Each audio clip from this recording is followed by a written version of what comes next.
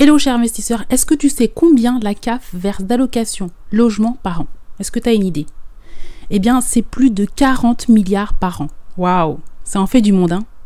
Alors, tu es peut-être investisseur et tu as visité un immeuble de rapport et là, tu t'es rendu compte qu'il y avait des locataires précaires à l'intérieur. Ou encore, tu es investisseur et là, tu as ton locataire qui te pose des questions sur la location logement.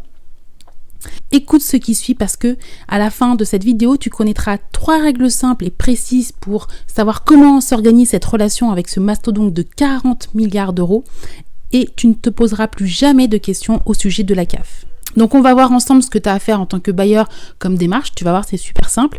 Tu vas aussi pouvoir calculer ton risque et plus facilement décider si tu achètes ou pas, si tu es en période d'acquisition, même si tu n'es pas à l'aise avec les administrations. Et donc ce que je vais te dire, ça fonctionne aussi bien pour la location nue que la location meublée ou encore la colocation.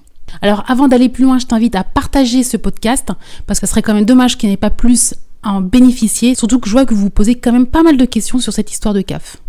Alors moi, qui suis-je pour te parler? Je suis Sonia Montella, je baigne dans l'immobilier locatif depuis plus de 20 ans. Mon domaine de prédilection, c'est les chiffres, la comptabilité et la fiscalité immobilière. Mon objectif est simple, c'est de t'aider à optimiser ta rentabilité sans payer des impôts plein pot. Et si tu envisages d'investir dans un immeuble de rapport ou que c'est déjà fait, tu peux te retrouver face à des locataires qui perçoivent des allocations logement. Et comme tout investisseur en immobilier locatif, le parfait encaissement des loyers est primordial. Et justement, quand ce bon encaissement repose sur une tierce personne, vaut mieux en savoir plus justement sur cette personne parce que ça va avoir un impact sur le risque de l'investissement locatif. Est-ce qu'il va être plus risqué ou moins risqué?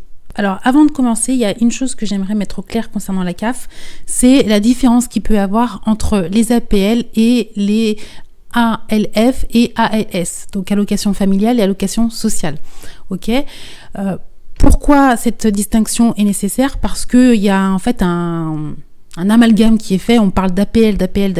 Or, pour toucher les APL, en fait, il faut que l'immeuble soit un immeuble HLM ou un immeuble conventionné. Un immeuble conventionné, enfin un immeuble ou un logement, c'est pareil. Conventionné, ça veut dire que le propriétaire a signé une convention avec l'Agence nationale de l'habitat, donc c'est l'ANA. D'ailleurs, j'en parle dans ma formation Investir comme un pro. Mais voilà, donc les APL, c'est uniquement pour en gros les HLM ou si tu as signé une convention.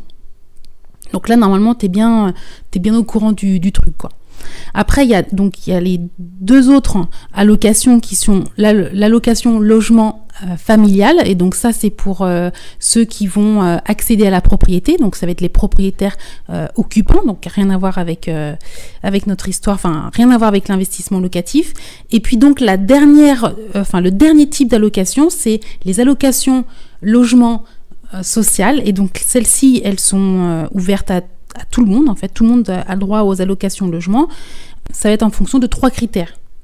Donc le premier critère, ça va être la superficie. Donc là, la CAF va regarder déjà si le logement respecte la surface minimum légale. Donc c'est 9 mètres carrés pour une personne. Ensuite, tu rajoutes 9 mètres carrés supplémentaire par personne. Enfin bref, donc ils vont regarder donc la superficie. Puis voilà, ils vont regarder si l'appartement est adapté à la composition du ménage. Donc ils vont regarder, donc ça c'est le deuxième critère, c'est la composition du ménage.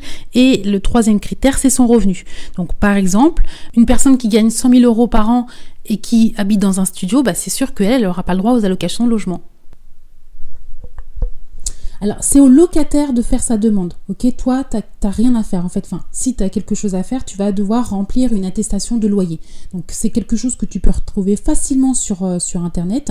Tu tapes attestation de loyer CAF, donc c'est le CERFA 10842/7. Et ce qu'il y a de bien sur cette attestation, c'est que tu peux demander à recevoir directement l'allocation sur ton compte bancaire. Voilà, donc ça c'est bien, si tu as des doutes sur un locataire, tu sais qu'il est dépensier ou quoi que ce soit, tu as l'argent qui arrive directement sur ton compte bancaire. Alors par contre, il y a 2 trucs qui sont pas top avec ça.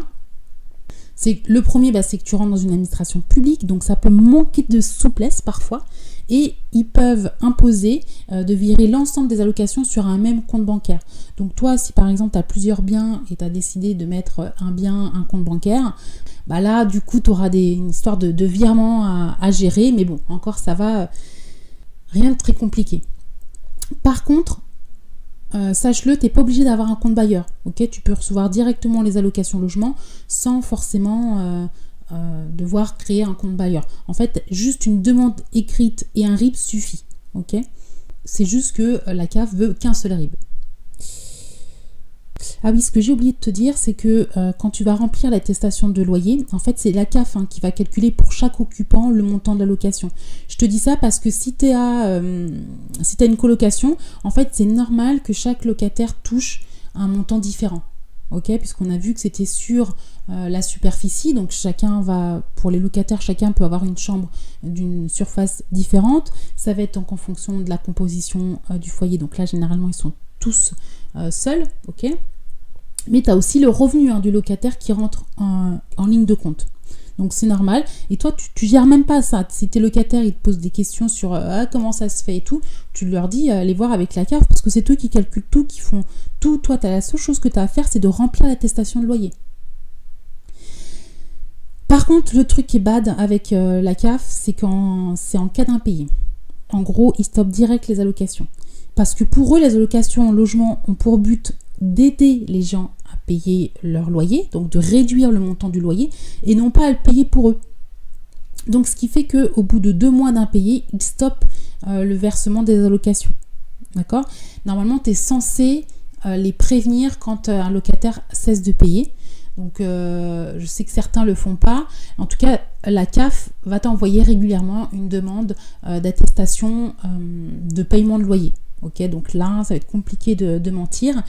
En tout cas, depuis 2015, il y a une possibilité de maintenir le paiement des allocations pour les locataires de bonne foi. Donc là, j'imagine que ça passe par une démarche et que en fait cette démarche ça va être à l'initiative de ton locataire.